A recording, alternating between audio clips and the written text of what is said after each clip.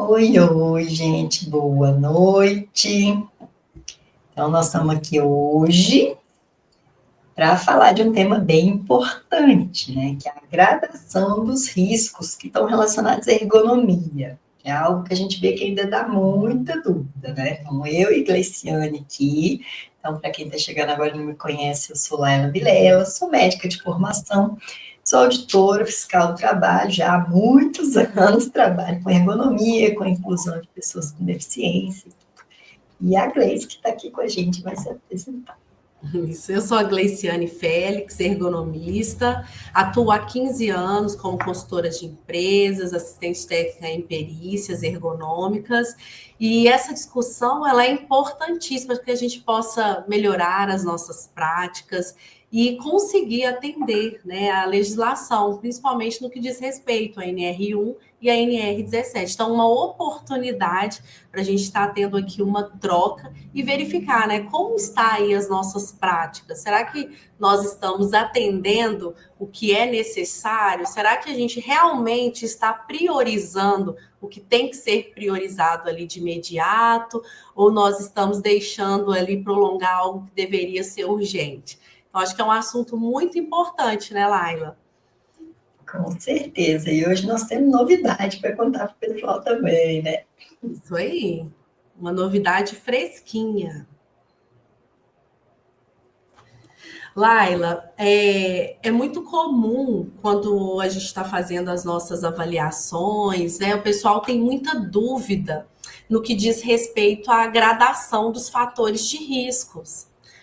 Eu faço ali a identificação do fator, mas quando chega na identificação, geralmente eles utilizam ali ISO ou vão utilizar ferramentas ali para medir algo.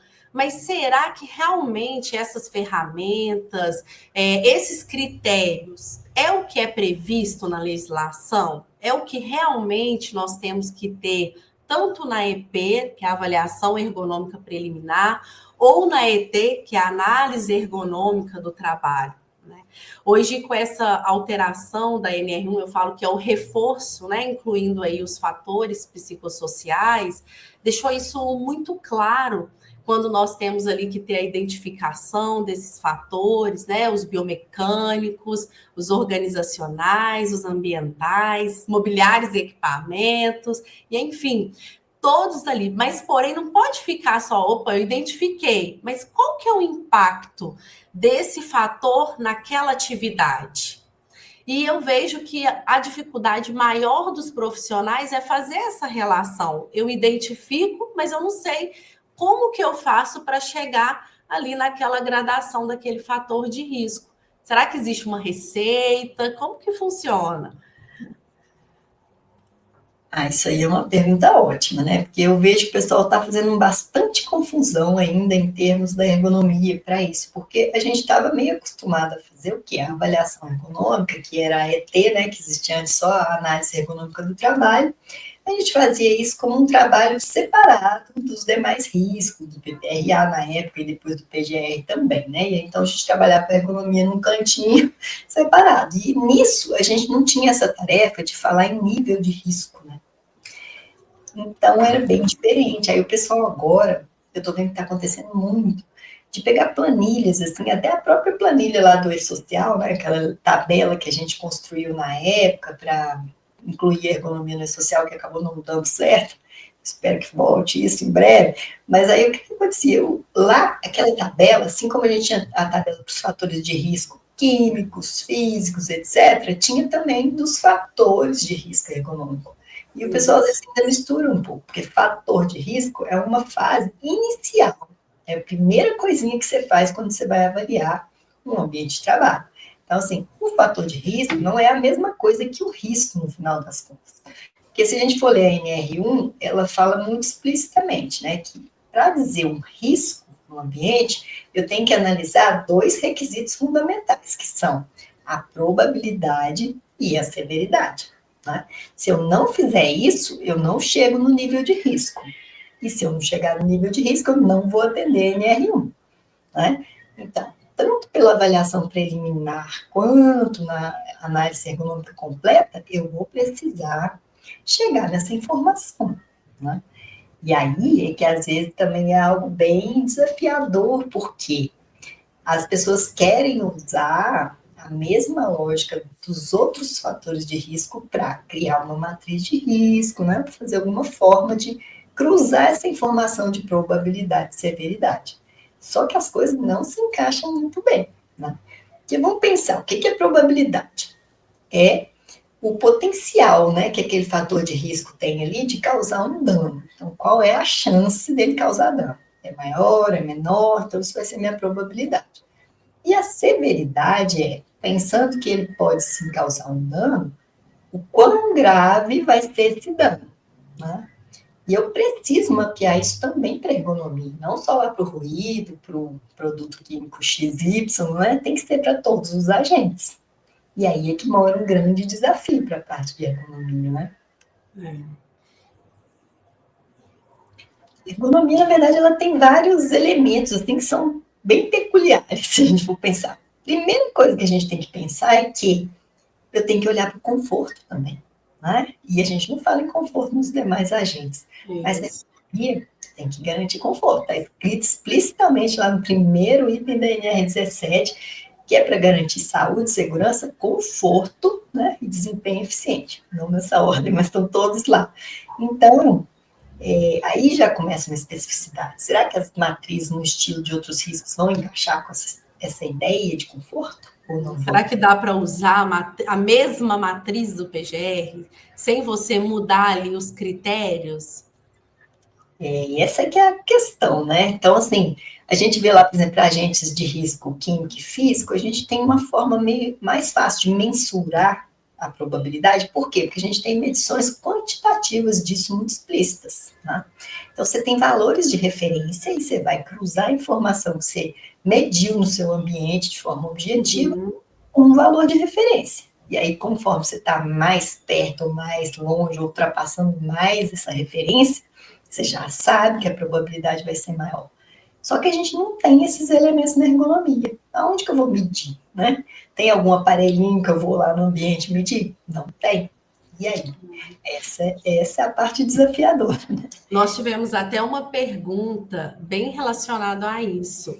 E quando o risco ele é mais qualitativo, né, que é isso que você está dizendo, como os fatores psicossociais, é considerado, né, o que pode ser considerado uma boa forma de se medir quando a gente tem aí esses retornos que são qualitativos? A gente, na verdade, ainda que seja na parte quantitativa, a gente tem várias ferramentas na ergonomia, só que elas não foram desenhadas para medir exatamente uma probabilidade. E não tem nenhuma dessas ferramentas disponíveis aí, né? As famosinhas, Rula, EBA, não sei o quê, nenhuma dessas tem todos os elementos da ergonomia que a gente tem que verificar. Então, já começa um problema por aí. E a gente vê que as pessoas usam muito essas ferramentas sem saber exatamente, né, quais são os potenciais. Isso, a própria finalidade ali da ferramenta, né? O que ela pretende medir. Não sabe o objetivo dela e às vezes não sabe aplicar direito. Então, vai medir, né, banana no lugar que tem maçã, vai dar errado também. Então, a gente tem que reconhecer primeiro. E o qualitativo ainda tem esse desafio, porque igual o conforto na ergonomia, como é que a gente mede isso quantitativamente falando?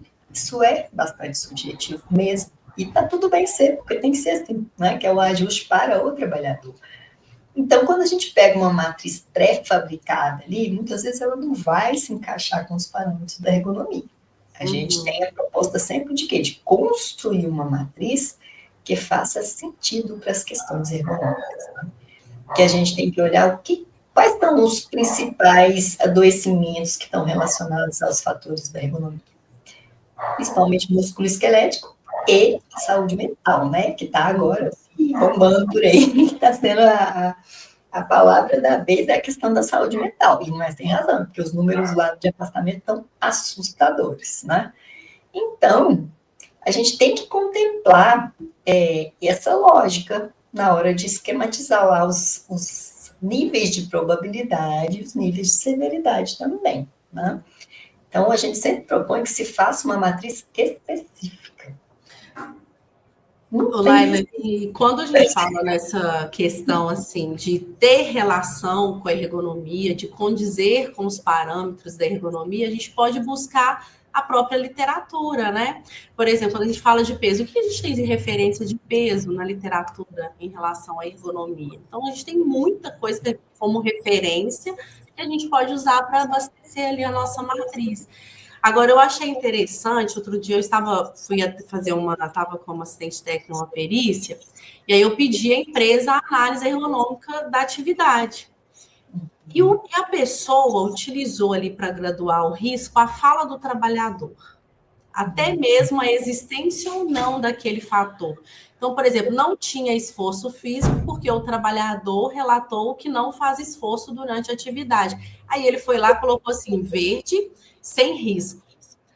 Só que nós sabemos, né, que muitas das vezes o trabalhador ele não tem noção dos riscos que ele está exposto. Às vezes aquela situação já se tornou normal para ele ali na tarefa, né? Como pegar algo no chão o tempo inteiro e ter que flexionar o tronco, para ele talvez já faz parte daquela rotina. Ou quando, por exemplo, no check-out, né? O operador não tem como ali parar para ir ao banheiro e ele fala: não, isso aqui é normal dessa atividade, é assim, não tem outro jeito. Então, essa não pode ser uma forma, né? Não vai atender. A fala do trabalhador, né, a verbalização, ela é fundamental. Tanto a NR1 quanto a 17 colocaram explicitamente que a gente tem que ouvir o trabalhador para fazer esse mapeamento de riscos. Mas você tem razão na forma de fazer, né? Porque se a gente faz uma pergunta superficial, aquelas coisas que uma pessoa de fora vai até ficar horrorizada com tanto que a tarefa é pesada, já virou paisagem para ele, né? Isso aí. Sempre foi assim, tá ok, né? Enquanto ele não começar a sentir dor, ele não vai perceber que não tá ok. Né? Então, assim, isso não é parâmetro, a gente tem que ter uns parâmetros mais objetivos para mensurar isso. Né? E a gente tem como fazer isso, como você disse, a partir da literatura, que a gente vai pegar elementos que a gente sabe pela literatura técnica que são adoecedores e ver como que a gente vai mapear isso, né? Então, para ver a probabilidade, a gente tem que analisar a intensidade dessa exposição. Isso inclui a forma como as coisas são realizadas, a frequência, né? Como que isso acontece. E, então, isso tudo vai definir uma intensidade de exposição. E a gente tem outro elemento que tem que ser percebido para a probabilidade, que é o quê? Se existe algum controle. E um controle efetivo, né? Porque se você tiver lá, tem comitê de ergonomia, isso é controle? Não, não é controle, porque pode ter um comitê cheio de gente que não faz nada na prática, que não muda a forma de realizar o trabalho. Então, controle efetivo é difícil em ergonomia. Porque, em geral, para você definir ali uma melhora real da atividade, você tem que fazer o quê? Mudar a atividade, mudar a organização do trabalho, né? E os paliativos que são aceitáveis pela norma são o que? Pausa e rodízio. Né? Fora isso, nada mais é medida de controle. Então, na hora de ver a probabilidade, a gente tem que arranjar uma forma de mensurar tudo isso. Né? E quando a gente for ver a severidade, a gente vai mensurar o quê? As consequências. Né? E a gente já pode mapear isso a partir até de informações de adoecimento que tem lá no local, queixas. Né? Então, esse lado aí do adoecimento é que vai trazer a severidade. Então, assim, mesmo em coisas que têm um componente mais qualitativo, mais subjetivo, como o risco psicossocial, a gente tem que ter uma forma de demonstrar de onde a gente tirou a probabilidade e a severidade ali. E esse é um ponto fundamental. Né? Se chegar um órgão fiscalizador, olhar lá para o seu programa, tem lá a probabilidade 3, severidade 5. Tá bom, de onde você tirou isso? Não sei explicar, vai dar, porque a gente tem que ter uma sustentação por trás daquelas decisões, é o que eu costumo brincar, a gente não pode tirar da cartola uma probabilidade, uma severidade, não, porque isso não vai convencer, não é? E para eu saber medir isso direito, eu vou ter que ter um conteúdo técnico. Entendi. Então, as empresas, por exemplo, quando um profissional faz ali aquela documentação, né, a gente fala que o profissional ele tem uma responsabilidade sobre aquele documento. A empresa ela pode ser até notificada se não estiver cumprindo com esses critérios, né, Laila? Uhum. E pode ser notificado, né, que aí a fiscalização vai dar um prazo para corrigir, mas ela pode ser autuada de cara também, né? Que é a autuação que depois se converte em multa, porque tudo que está antigo na legislação, em tese, a fiscalização não precisa dar prazo nenhum, não. Chegou lá, está errado, já é motivo de multa, né? E a gente está vendo aí essa questão da entrada dos riscos psicossociais explícita na NR1, porque, gente, existiu, né? Minha e de um monte de gente, porque isso fazia parte da ergonomia, sempre fez, né? Nunca teve assim, não, riscos psicossociais é uma caixinha, a ergonomia é outra caixinha, os outros riscos outra caixinha ainda, não é assim que funciona, né? Então, eles já estavam dentro da ergonomia, isso para a gente é muito claro, e agora, com essa colocação explicitamente, o governo deu o prazo, né? Implementou lá a mudança na NR1, deu o prazo, que foi maio desse ano, aí decidiu que ia dar mais um prazo, mas assim, não é que a coisa não está valendo, que eu não preciso fazer, eu já preciso fazer. O que não está valendo é a multa por enquanto, né?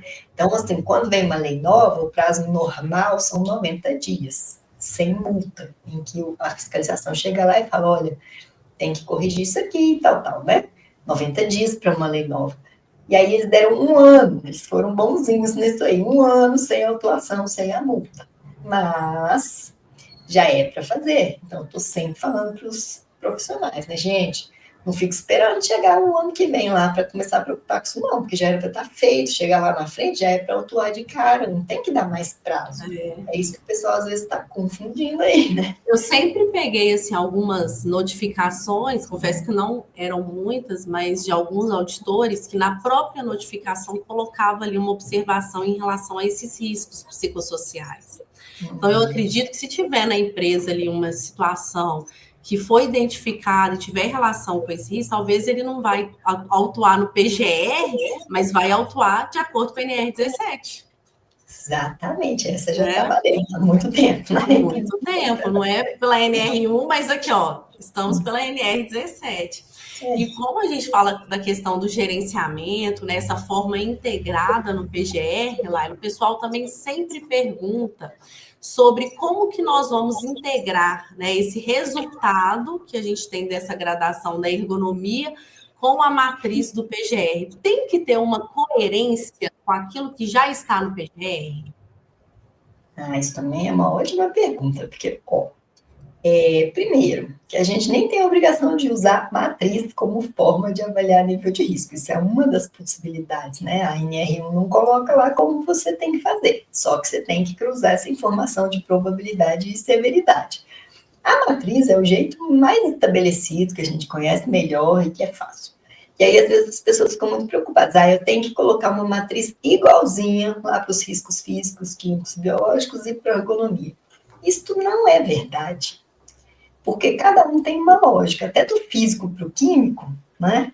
Pode ter uma lógica diferente.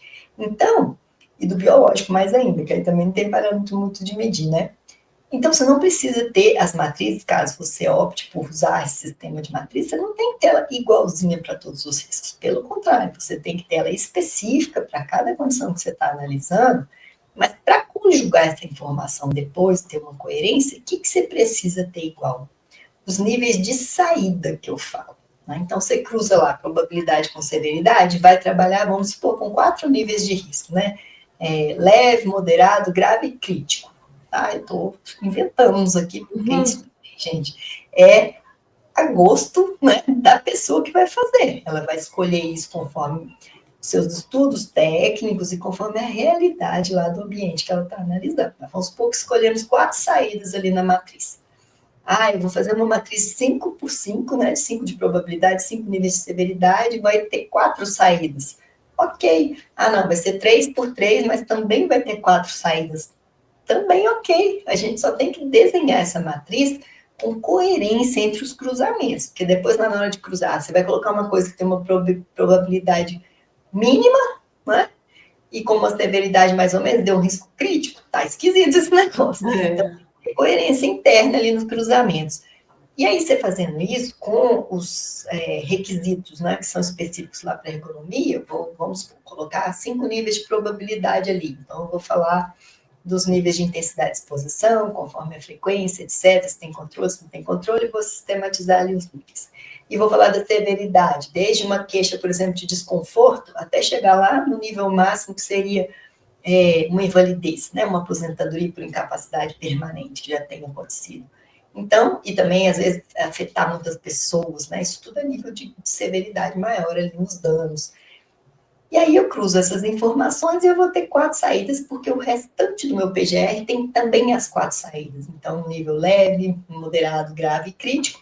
E aí pronto, porque eu vou ter o mesmo nível de risco, porque a pessoa que está exposta é só uma, né? Tanto aos demais riscos quanto às questões da ergonomia. Sim. E para ter uma coerência ali, para eu pensar o que eu vou cuidar primeiro, né? Porque a ideia de fazer esse nível de risco é para a gente saber o que eu tenho que priorizar.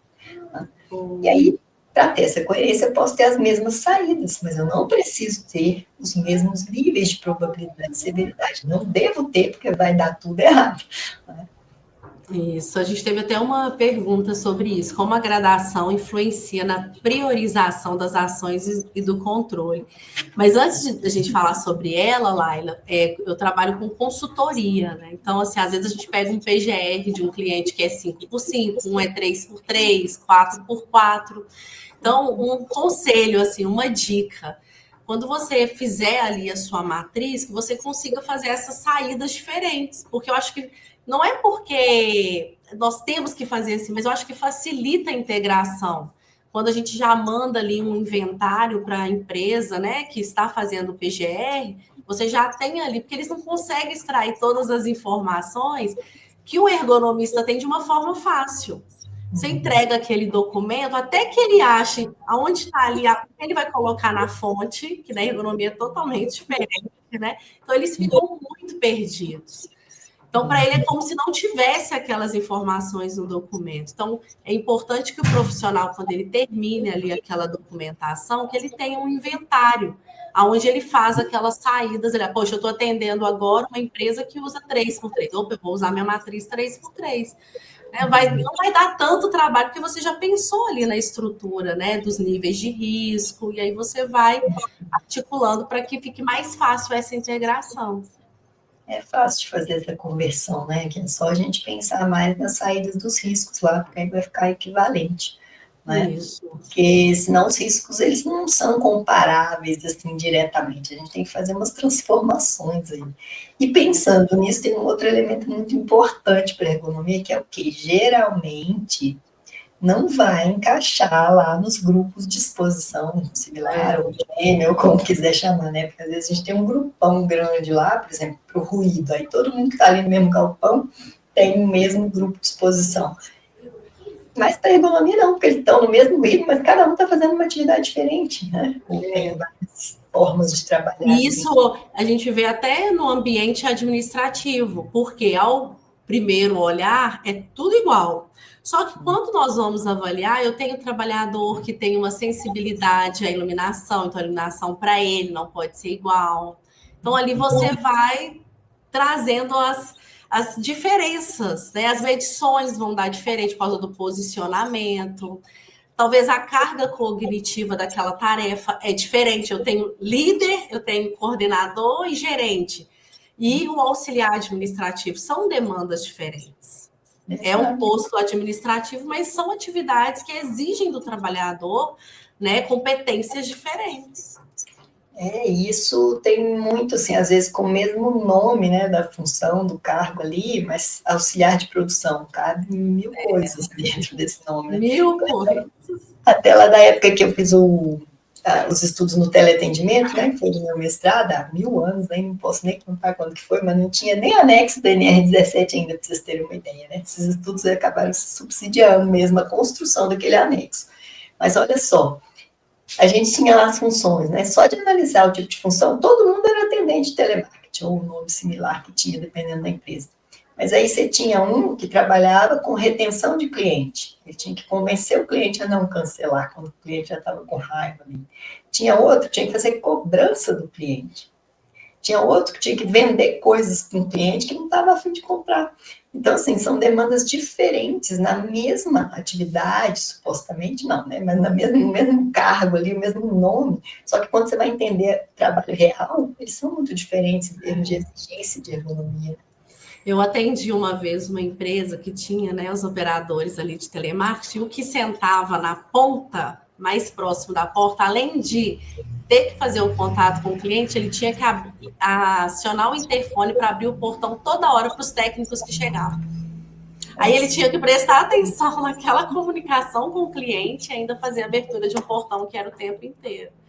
Então, o trabalho real, ele é diferente. Né? Ele tem a nuances ali que nós precisamos ter um olhar diferenciado para essas tarefas que parecem ser iguais. Verdade. Por isso que a ergonomia é tão rica, tão interessante. Né? É isso aí. Ô, Laila, mas e o pessoal também, né, que a gente sempre está em conversa, vendo ali, chegando nos grupos, qual que é a dificuldade dos profissionais para avaliar, e é justamente ter uma ferramenta que seja palpável para fazer essa identificação. Talvez, ok, eu não consigo fazer isso buscando ali, eu preciso de uma coisa rápida, né? Não vai dar tempo aqui de fazer uma matriz condizente, realmente eu não tenho esse conhecimento no momento, acabei de fazer aqui um curso de capacitação.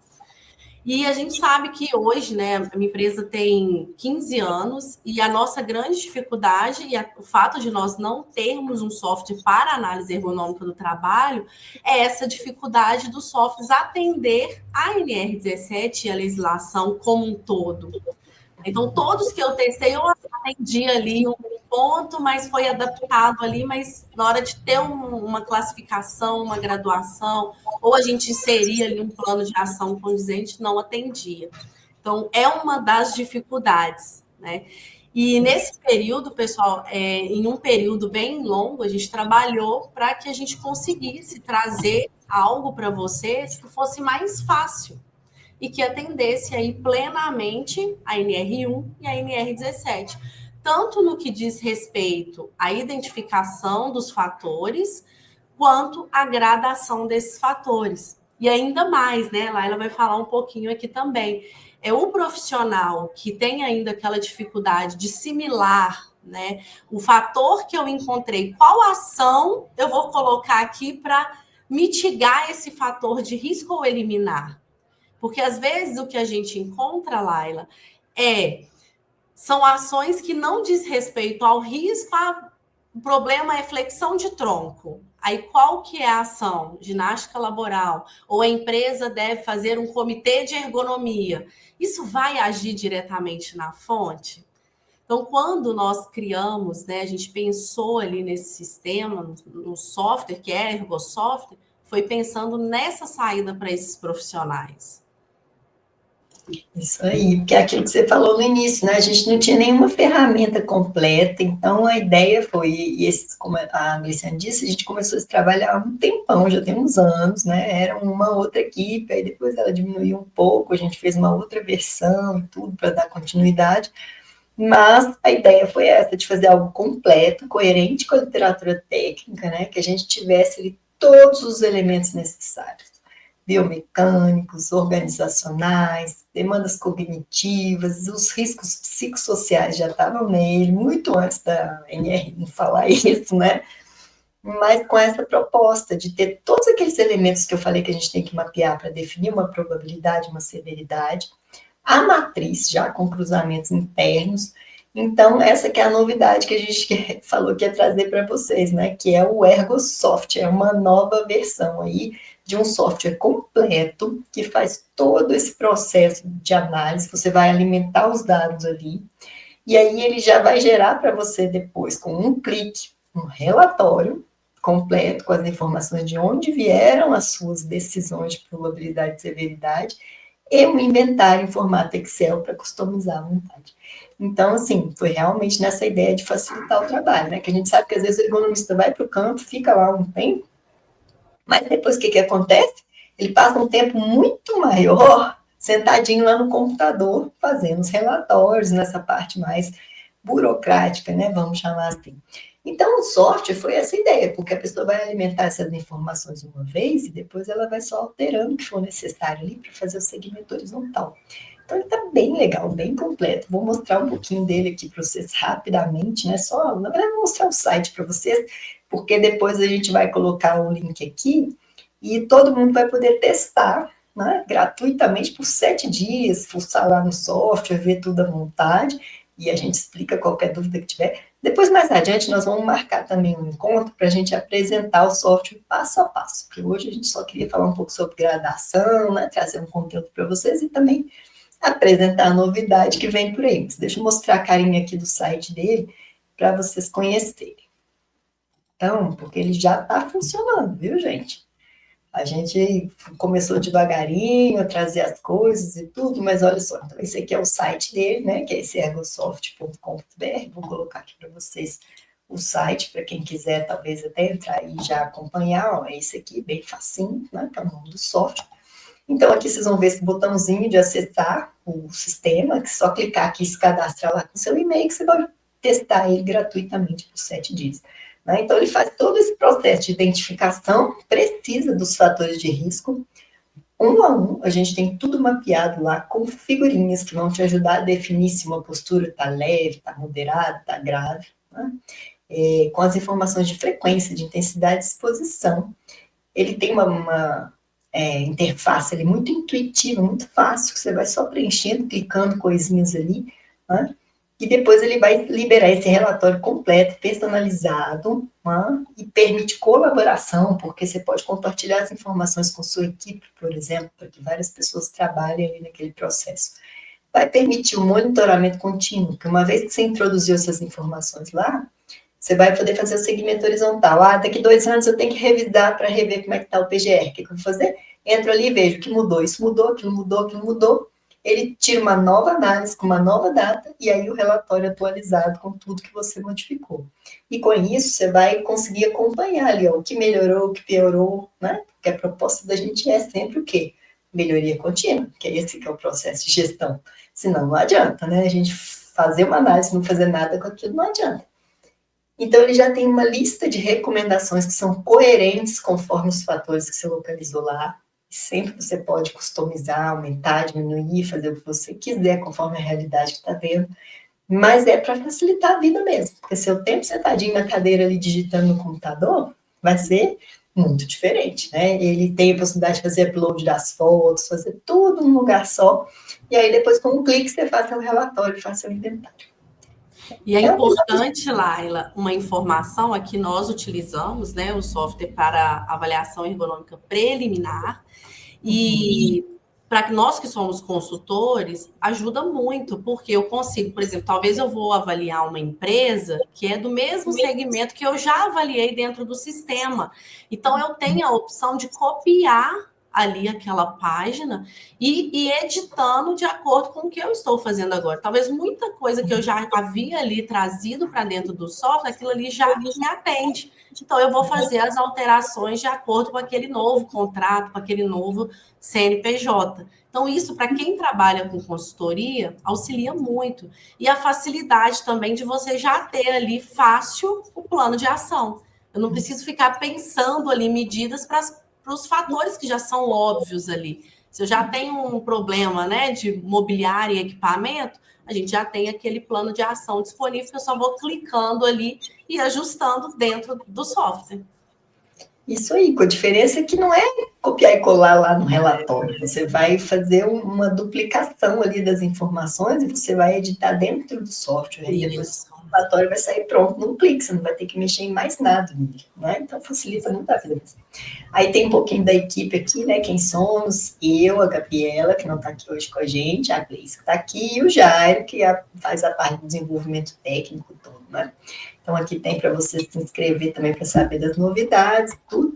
Mas esse botãozinho aqui é que vai te dar acesso, né, lá ao sistema. Se você clicar aqui, você vai poder se cadastrar para ter acesso gratuito lá por uma semaninha, tá? A internet está meio lerda aí, ele vai abrir aqui, para vocês perceberem só a primeira entrada. Tem uma vantagem grande nesse software também, que é o quê? Você não precisa baixar nenhum programinha no computador. Porque tem um monte de empresa que você vai prestar consultoria ou na própria empresa que você trabalha, e o que acontece? Chega lá, não, aqui não pode baixar não, o pessoal de TI não permite, tal, e aí complicou, você não pode usar lá. Esse não. Ele é totalmente na nuvem, vamos dizer assim. A gente tem um servidor dedicado, né, contratado para isso, com todos os protocolos de segurança, para nunca perder informação, né? E aí isso fica lá, então, de qualquer lugar do mundo que você queira trabalhar dos seus relatórios, você pode. Então, isso é bem legal, e não depende de instalar nada em nenhuma máquina, você não vai ter essas travas, não vai ter esses problemas. Então, realmente está uma proposta bem completa, que eu convido vocês mesmo a entrar aí para conhecer, fazer o cadastro, e depois nós vamos fazer um outro encontro para a gente mostrar ele por dentro, com todos os detalhes, o passo a passo, para vocês verem como ele está completo. Mas ele contempla todos os elementos da ergonomia, inclusive os psicossociais, ele já faz a definição de probabilidade e severidade, isso a partir, gente, de estudos intensos de todas as ferramentas existentes, todos os elementos da literatura, ISO, né? Os elementos como até essas ferramentas conhecidas, né? Subodges, Hula, a gente pegou todas elas, Okra, a gente pegou elementos de todas elas, juntou o que tinha de melhor em cada um, para estruturar os parâmetros lá, para definir probabilidade e severidade. Então tá muito legal mesmo, né? Não é porque a gente fez não, mas ele tá bem legal. Né? E uma observação, pessoal, que é também um diferencial, é que a gente tem a graduação por fator de risco. Então, cada fator de risco ali, eu vou conseguir falar, opa, peraí, eu preciso ter uma atenção maior aqui aos biomecânicos. Não, foi de mobiliários e equipamentos, foram os cognitivos e psicossociais que me apresentou aqui uma gradação maior. Então, você consegue fazer a gestão a partir do que nós já disponibilizamos ali dentro do software. Legal. E já facilita muito. E a ideia, né, Laila, desse canal aqui da Ergosoftware, nós criamos uma comunidade, eu acho que nós podemos deixar na descrição, né, do vídeo, você que está assistindo agora ou quem for assistir depois, porque o objetivo é a gente trazer um conteúdo para as pessoas que forem também utilizar o nosso software, elas tenham ali um conhecimento que facilite ainda a vida. Porque nós sabemos que muitos profissionais estão começando agora na ergonomia, têm uma dificuldade de entender o que é uma cadência, o que é um ritmo de trabalho. Então, o objetivo desse canal é a gente trazer um conteúdo de valor para que você possa, além de melhorar as suas práticas, você conseguir crescer também no que diz respeito ao conhecimento em relação à ergonomia, que você também se capacite. E aí vai ficando tudo mais fácil, né? Até na coleta lá no chão de fábrica. Com certeza, a comunidade vai ter esse papel mesmo, né, da gente se apoiar mutuamente ali, todo mundo compartilhar os conhecimentos que tem. Então, depois nós vamos colocar o link da comunidade, uma comunidade do WhatsApp, tranquilinha, né, para a gente poder trocar informações técnicas e tudo. A Gisele falou que está ansiosa ali, contando as horas para começar a usar. Então, já entra aí no site, já se cadastra, porque já está liberado para usar. Isso já está funcionando bonitinho. Então, pessoal, hoje, né, foi o objetivo falar sobre a gradação dos fatores de riscos ergonômicos. Acho que deu para ter uma noção um pouquinho de que não é tão simples assim.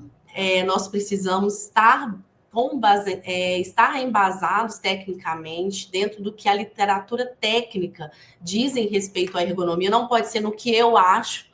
Né? Nós temos que estar embasados, a gente tem que pensar ali na severidade, na probabilidade. A gente pode sim utilizar as ferramentas, né, dentro do objetivo que elas pretendem avaliar, mas nós não podemos esquecer do que a legislação trouxe, que a gente tem que partir ali da severidade, da probabilidade. Então, se você, né, conhece mais pessoas que precisam desse conhecimento, precisa conhecer, né, um pouquinho mais a fundo sobre ergonomia, compartilha nosso vídeo sobre esse tema e vamos ter muitas outras discussões sobre esse assunto que, assim, nós amamos, né, Laila? Eu amo trabalhar com ergonomia.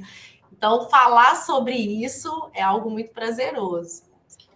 Isso aí, quem desejar também, a gente tem um Instagram, é só procurar lá Ergosoft, que a gente vai estar sempre publicando informações técnicas lá no Instagram, nós estamos começando a movimentar ele agora, mas eu já me sugiro, né, que vocês me inscrevam, porque já já a gente vai ter muita informação legal lá, nós estamos produzindo os videozinhos para trazer muito conteúdo para vocês.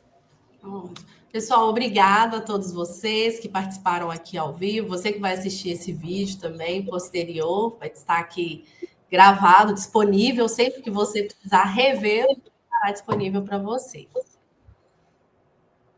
Então, obrigada, gente. Já segue lá o canal, tanto o Ergosoft no Instagram, quanto aqui no YouTube, que a gente já está transmitindo também pelo canal do YouTube, porque logo, logo a gente vai ter muita coisa aqui, viu? Muito obrigada pela presença, pela companhia aí, e espero vocês lá, hein? E até a próxima, que será breve. Tchau, tchau. Tchau, tchau. O grupo do WhatsApp, Marlúcia, nós vamos colocar aqui na descrição do vídeo depois. Se você conseguir pegar ele ali, a gente já coloca aqui no chat. Vou te mandar agora.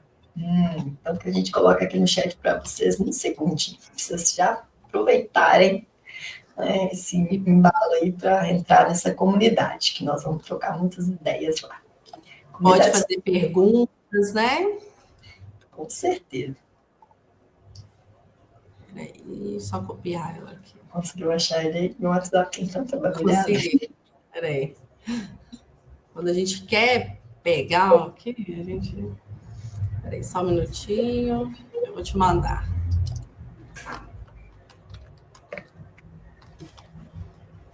Só copiar. Pronto. Tô aqui. Te mandei agora. Olha. Vou copiar aí, gente, porque aqui fica no chat, depois vocês já podem entrar, quer ver? Ok. Já vai aparecer aí para vocês já já. Então é só entrar nesse chat aí, nesse link do WhatsApp aí, que vocês vão entrar na comunidade já para a gente trocar ideias lá sobre ergonomia. Serão muito, muito bem-vindos. Muito obrigada, muito bom descanso para todos nós. Até mais. Tchau, tchau.